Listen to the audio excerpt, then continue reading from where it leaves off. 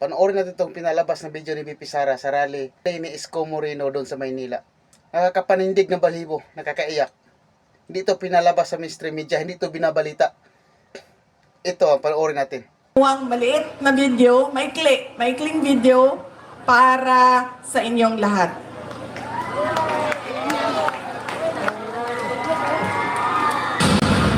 Self-rated poverty in the Philippines is at its highest in 21 years. Teacher says she often complains about being hungry. Pagpaparili ng isang babae dahil umano sa konsehan sa droga. Pinagtataga hanggang sa mamatay ang natutulog na maglola. Ang bugbugi ng dalawang Just suspect remember, ang no? lalaking At bakit yung mga tao gumagamit ng drugs?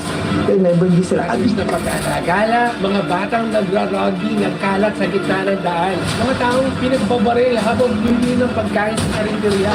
Mabalat sa social media ang video ito ng pamamaril sa mga Instead of going to school, they spend their days scavenging to earn a living. Nagpapalit trabaho ang suspect at gumagamit pa umano ng droga.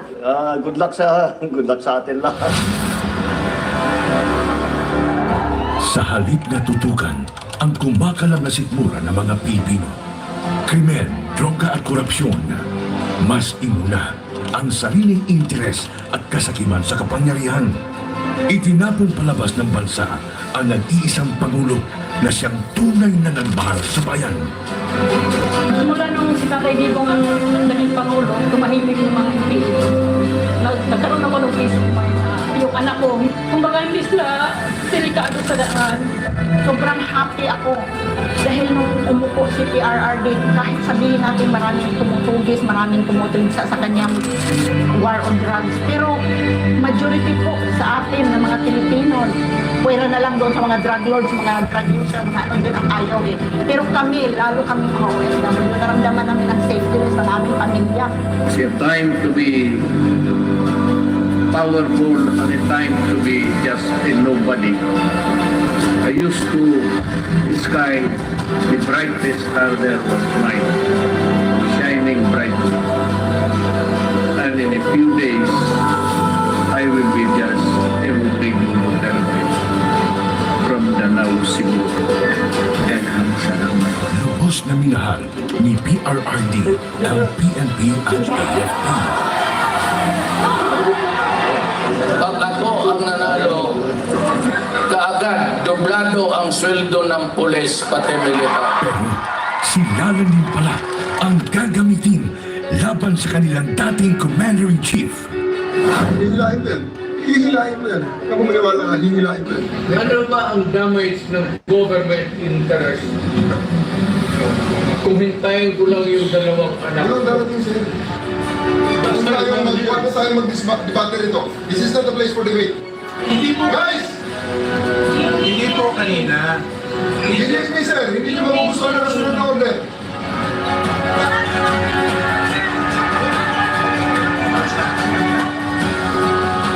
Napilitan sa serbisyo ang iba dahil sa order na isang bangag na namumuno sa kanila.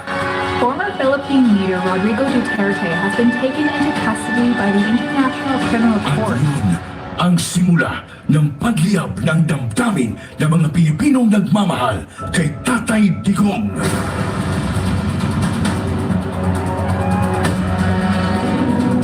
Lumiyab ang sambayanang Pilipino. Bring PRRD home.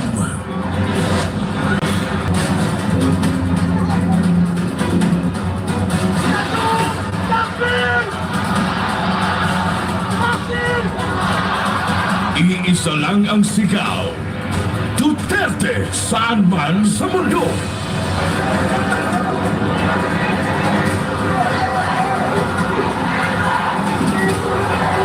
Nagagalit ang taong bayan dahil ramdam ng lahat na walang nagawa ang administrasyong ito. Bayan ang asikasuhin, hindi sariling mithiin. Nais nating katawanin ang nagkakaisang damdamin ng milyon-milyong Pilipino at isatinig ang kanilang pinag-isang mithiin para sa isang mapayapa at nagkakaisang Pilipinas.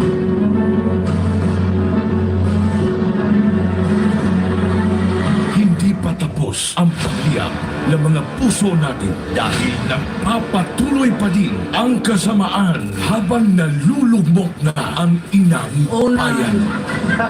Ikaw at ni Marcos ang atong gold reserves. Sa pagpapatuloy ng oral arguments sa 89.9 billion peso transfer ng pondo ng Philippine Health Insurance Corporation sa National Treasury, muling binusisi ng mga maestrado ang paggamit ng ahensya sa perang mula sa mga kontribusyon ng mga miyembro nito. Aminado ang DOLE at DSWD na walang listahan para sa mga beneficiary ng ayuda sa kapos ang kita program o AKAP. Sa tuloy ng ilan, nagagamit na sa politika ang AKAP. Hindi lang pala 7-7, meron pang 30-30-30. Yung 30-30 naman, kung ikaw ang host ng sortie, you get 30 million, 90 million lahat yan. 30 million AIX or ATAP, 30 million na MAIT, and 30 million na tupad. Sa kanyang 15 taong karanasan bilang kongresista, ngayon daw nakakita si Davao City Representative Isidro Ungab ng ganitong sistema sa Bicameral Conference Committee. Ang pinutukoy niya ay ang mga blankong line item sa Bican Report ng 2025 National Budget na anya'y labag sa batas. Partikular dito ay ang missing budget amount sa Department of Agriculture at ang program funds na anya'y bilyones sa halaga. Good luck sa atin lahat. Opportunity with each Na-promote pa nga ang mga instrumento ng pangingita kay PRRD. Police Brigadier General Jean Fajardo and family, the chief of the PNP and his family to join the president for a photo opportunity. Walang titigil para sa bayan.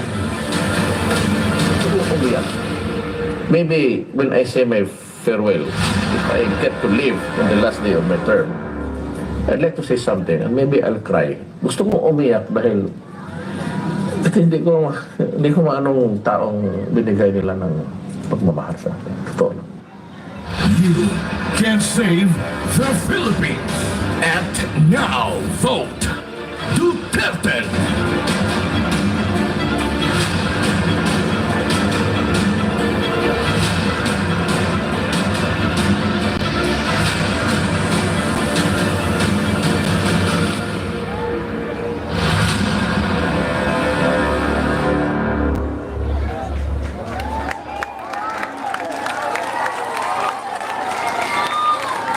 Ayan ang video na yan.